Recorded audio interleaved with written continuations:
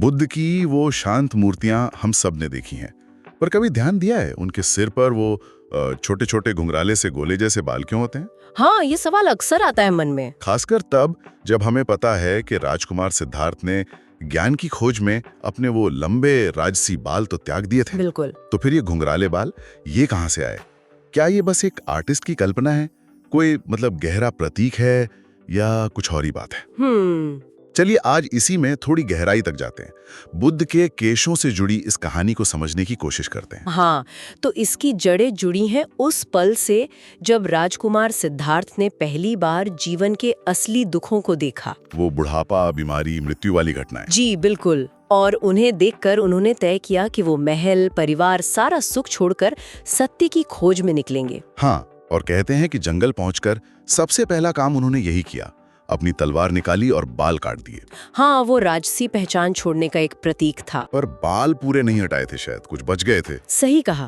कहते हैं कि थोड़े बाल बच गए थे और उन्होंने वहीं संकल्प लिया। संकल्प? कैसा संकल्प? कि जब तक ज्ञान प्राप्त नहीं हो जाता, परम सत्य का बोध नहीं हो जाता, तब तक वो सिर पर बचे इन केशों को छुएंगे भी नहीं, न काटेंगे न बढ़ाएंगे। अच्छा। और यहीं से मतलब बात थोड़ी रहस्यमय हो जाती है, क्योंकि जो लोक मान्यता है वो ये कि बाल साधारण तरीके से बढ़े ही नहीं। तो फिर क्या हुआ उन बालों का?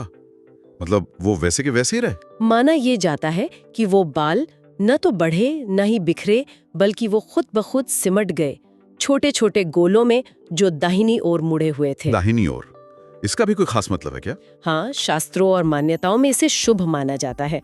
बुद्ध की जागृत अवस्था से इसे जोड़ते हैं। कहते हैं कि वो बाल अब साधारण केश नहीं रहे थे, उनके तप, उनकी जो कठोर साधना थी, गहरा ध्यान था, उसकी ऊर्जा से रूपांतरित हो गए थे। बाप रे, ऊर्जा से बदल गए। जी। तो मूर्तियों में जो ये घुंघराले उभार दिखते हैं ना, जिनकी संख्या अक्सर 108 बताई जाती है। हाँ, 108, वो पवित्र संख्या। बिल्कुल।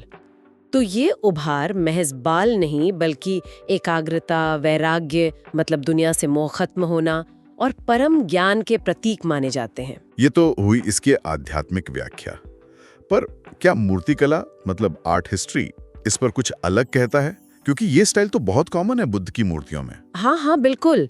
आर्ट हिस्टोरियंस इसे गांधार कला के प्रभाव से जोड़ते हैं। गांधार कला, वो जो उत्तर पश्चिम भारत में थी। जी, आज का पाकिस्तान, अफगानिस्तान वाला इलाका, पहली सदी के आसपास। उस आर्ट स्टाइल पर ग्रीको रोमन मतलब यूनानी कला का काफी असर था। अच्छा। और उस यूनानी परंपरा में ना देवताओं या नायकों को दिखाने के लिए अक्सर घुंघराले बालों का इस्तेमाल होता था, उनकी दिव्यता दिखाने के लिए। ओह, तो ये एक तरह से दिव्यता दिखाने का तरीका भारतीय मूर्तिकला ने अपना लिया बुद्ध के लिए। हाँ, ऐसा लगता है। ये स्टाइल फिर गांधार से मथुरा आई और फिर वहां से देखिए पूरे एशिया में फैल गई, नेपाल, तिब्बत, चीन, जापान, थाईलैंड, सब जगह। कमाल है। तो बुद्ध की मूर्तियों में घुंघराले बाल बनाना एक तरह से स्थापित परंपरा बन गई। और दिलचस्प बात यह है कि यहाँ जो आध्यात्मिक मान्यता थी और जो कला की शैली थी, वो एक दूसरे में घुल मिल गई। तो मतलब ये सिर्फ कला भी नहीं है और सिर्फ चमत्कार भी नहीं है, दोनों का संगम है एक तरह से। हाँ, बिल्कुल। तो इसका आज हमारे लिए क्या संदेश हो सकता है? देखिए, संदेश तो बहुत गहरा है इसमें।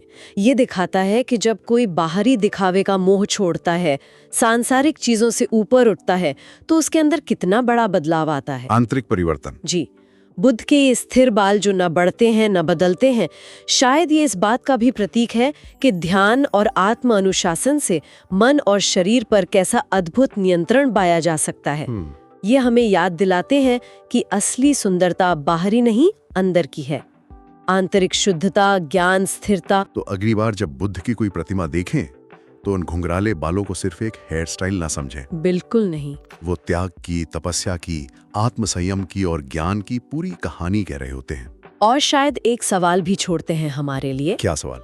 क्या इन बालों का इस तरह एक रूप में स्थिर हो जाना, बढ़ना बंद हो जाना, उस शाश्वत सत्य का भी प्रतीक है जिसे बुद्ध ने खोजा था?